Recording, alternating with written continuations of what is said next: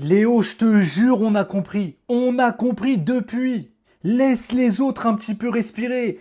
Pense aux pros CR7 qui vivaient leur meilleure vie sur ce match pendant 80 minutes. T'as loupé un péno. Tu faisais un match catastrophique, ton équipe était catastrophique. D'ailleurs, sans toi, l'Argentine, c'est le Paraguay. Mais le mec, en l'espace de 5 minutes, il décide à lui tout seul de renverser le match. C'est trop, les gars. Passeur décisif sur la réduction du score, un magnifique centre pour la tête de Romero, égalisation sur le but du 2-2 et même sur le but de la victoire, il est influent parce qu'il dit à Enzo Fernandez envoie Lautaro sur le côté et derrière ça fait but. Il a 39 ans les gars, 39 ans, pas 29, pas 19, 39 bordel. Et encore une fois, je le redis, cette équipe d'Argentine sans lui, elle vaut rien. Cette équipe dépend d'un mec de 39 ans. L'Argentine ne faisait rien. Messi a décidé de mettre le pied sur l'accélérateur. On a vu la suite. En 10 minutes, l'Argentine qui renverse tout. Au passage, Messi a désormais marqué dans 9 matchs de Coupe du Monde consécutifs un record absolu. Regardez-moi ça, c'est du grand n'importe quoi. J'ai envie de dire félicitations à l'Égypte, mais en même temps, ils nous ont trahis, les gars. Ils peuvent pas se permettre à 2-0 de tout lâcher comme ça. Mais en même temps, quand le GOAT décide de mettre le pied sur l'accélérateur, tu peux rien faire. Est-ce que vous savez vous parler de qui et de quoi? J'en ai rien à faire de l'Argentine. Mais il n'y a que Messi pour faire ressentir ces émotions-là à 39 ans. Vous étiez tous là. Vous étiez tous prêts à faire vos vidéos, à dire aéroport. Vous étiez prêts à vanner Messi parce qu'il a raté son penalty. Vous étiez prêts à vanner Messi parce qu'il a raté 2 penalties. Vous étiez prêts à vanner Messi parce qu'il a raté 4 penalties en Coupe du Monde. Mais il n'y a rien pour vous. Game changer. Il a décidé de se vénérer. Il est encore une fois MVP. Passeur envoie un bonbon à Romero. Mais il est aussi buteur. Et conserve son statut de meilleur buteur de la Coupe du Monde actuellement. Avec 8 buts. Devant des Mbappé. Devant des Haaland. Devant la nouvelle génération. À 39 ans, il veut jamais rien lâcher l'ancien. Lui qui est actuellement le meilleur buteur et passeur de l'histoire en Coupe du Monde vient encore une fois pousser le bouchon en étant buteur et passeur et qualifie son équipe en quart de finale de Coupe du Monde. D'ailleurs pour vos maillots les gars, tout se trouve sur mon profil. Réduction avec KB5, la qualité elle est top les gars. Le meilleur joueur de l'histoire du football. Sinon vous les gars vous en pensez quoi? Ramenez-vous sur Snap, ça on s'ennuie. On arrête tout, on remballe, on arrête cette Coupe du Monde par pitié. Et quand Messi prend sa retraite, on arrête le football. Que plus personne ne joue au foot après lui, s'il vous plaît. En fait, vous rendez pas compte. Vous rendez pas compte qu'il y a aucun joueur qui lui arrive à la cheville. Quand je vous dis tous les autres joueurs assemblés, si tu les additionnes, ils arrivent pas à la cheville de Messi. Vous me prenez pour un fou. L'Argentine est menée 2-0, Messi décide de jouer, passe D pour le but du 2-1, but en barre entrante pour le but du 2-2. Au final, tu vas gagner 3-2, il y a même pas de prolongation.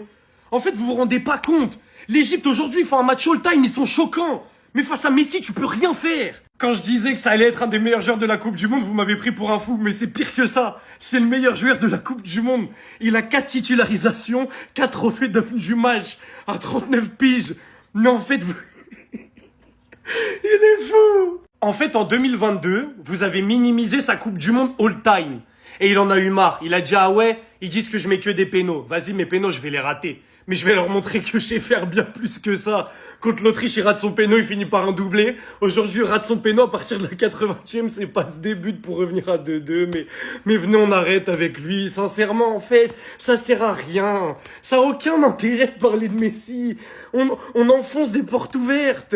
Il faut changer le visuel. C'est pas Argentine qualifiée, c'est Messi qualifié. Parce que oui, même si sur le dernier but, Messi, il est pas impliqué, c'est un but magnifique. En fait, celui qui fait tout dans cette équipe, celui qui fait que l'Argentine est toujours un favori pour le titre, c'est ce malade mental. Parce que sans Messi, ils sont déjà dehors contre le Cap-Vert. Et là, ils sont en quart de finale parce que contre le Cap-Vert, il fait un but, une passe D. Et aujourd'hui, il fait un but, une passe D. Il faut l'enfermer, les gars. En fait, arrêtez de parler de lui, arrêtez. Venez, on arrête. C'est trop. C'est le match le plus fou de la Coupe du Monde. Je veux rien entendre. Il n'y a aucun débat. L'Argentine était menée 2-0 face à l'Égypte. Et devinez qui est venu faire une passe décisive et marquer un but. Petit indice, c'est le meilleur buteur de l'histoire de la Coupe du Monde. Deuxième indice, c'est le meilleur passeur de l'histoire de la Coupe du Monde. Troisième et dernier indice, il s'appelle Lionel Messi. Et c'est le meilleur joueur de l'histoire et peut-être encore le meilleur joueur de la planète à 39 ans. Victoire et qualification douloureuse de l'Argentine. 3-2 face à l'Égypte. Et côté égyptien, on a eu le droit à des grands joueurs. Je pense notamment à Hassan qui délivre une superbe passe décisive sur le deuxième but. Je pense notamment au gardien qui a arrêté un penalty, a arrêté un coup franc et a été juste exceptionnel en première mi-temps. Mais à un moment donné, qu'est-ce que vous voulez qu'ils fassent ces pauvres Égyptiens? Ils jouent face à Lionel Messi, le meilleur joueur de l'histoire. Il y en avait déjà qui étaient en train de tweeter à la mi-temps, ouais, il a raté un penalty, ouais, il est inexistant, etc. Mais dans les moments importants, sur qui compte l'Argentine? Il compte sur Lionel Messi, un but, une passe décisive aujourd'hui alors qu'ils étaient menés 2-0 jusqu'à la 79e minute. Suivez-lui la bille. Mais c'était quoi ce match? On est passé par toutes les émotions. Les gars, je vous jure, j'y croyais plus. J'y croyais plus. L'Égypte qui était en train de donner une leçon à l'Argentine.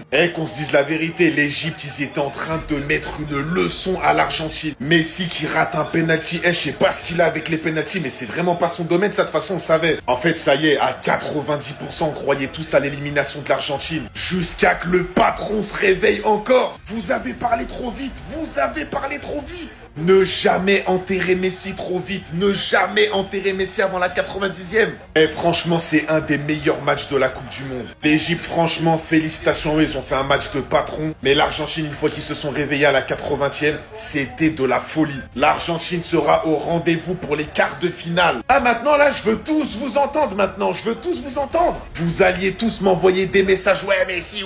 Envoyez-moi des messages maintenant. Envoyez-moi des messages. Ah, ça m'envoyait des messages à la mi-temps. Ça m'envoyait des messages. On vous a dit les pénaltys, c'est pas son domaine. On vous a dit c'est les buts dans le jeu son domaine. Lionel Messi a désormais marqué dans 9 matchs de Coupe du Monde consécutifs. Un record absolu. Ce match, il a baisé ma vie. Supprimer la 80e minute au continent africain, il y a un problème. Le Texier, t'es banni de France. C'est moi qui te le dis, reviens plus. L'Argentine encaisse un but. Messi rate un penalty, son deuxième d'affilée. Le gardien égyptien, c'est Neuer 2014. L'Égypte met le deuxième but par Zico. C'est annulé à cause d'une faute. Ils sont revenus à 1 minute avant. Ils l'ont réveillé, ils ont réveillé la bête, ils ont réveillé le démon Lionel Messi.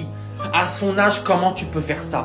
Comment? Il y avait 2-0 à la 79e. On savait ce qui allait se passer. Marmouche, t'es fier de ta performance là? Alors que je pensais que ça allait se diriger tranquillement vers les prolongations et qu'on allait souffler un petit peu. Non, 92e minute, tête d'Enzo Fernandez, ça fait 3-2. Il menait 2-0 à la 79e minute. 10 minutes à tenir. Ici, t'es plus fort que le foot. T'es plus fort que le ballon de foot, t'es plus fort que le stade de foot, t'es plus fort en fait, t'es plus fort que le sport, en fait. J'arrive pas à comprendre comment ce mec-là, à cet âge-là, il est encore décisif. Frère, 8 watch annulé. Bravo à l'Argentine. Je pensais qu'ils allaient sortir. L'Égypte. Tu hantes ma vie. Je te vois dans mes cauchemars. Pars.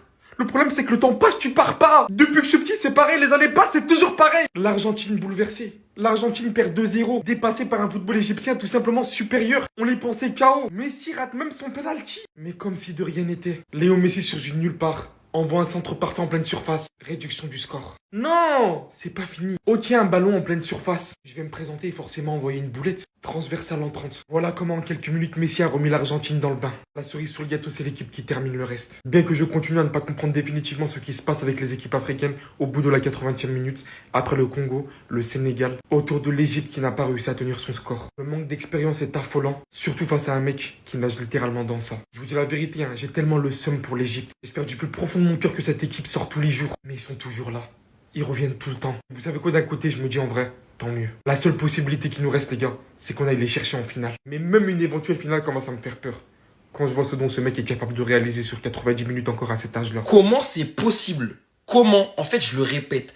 Qu'est-ce que les Africains comprennent pas? Un match, c'est 90 minutes plus temps additionnel. Aujourd'hui, l'Égypte était clairement au-dessus de l'Argentine. Messi, il a passé un sale quart d'heure. Il est en train de faire un vieux match. Et en toute fin de match, tu sais pas pourquoi. Je sais pas si c'est du stress. Je sais pas si c'est du relâchement. Mais en fait, il commence à laisser Messi tout seul. Il commence à laisser des espaces. Et forcément, tu te fais punir, en fait. Quand t'as ce mec-là en face. Une passe D à la 79e.